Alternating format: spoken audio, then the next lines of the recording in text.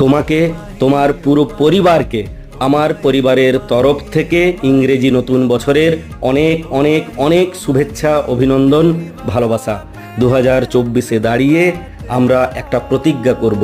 2023 যা কাড়িয়েছে তা আমাদেরকে ফেরাতে হবে। 2023 যা আমাদেরকে দিয়ে গেছে প্রত্যেকটা জিনিসকে সামলে রাখতে হবে, আগলে রাখতে হবে।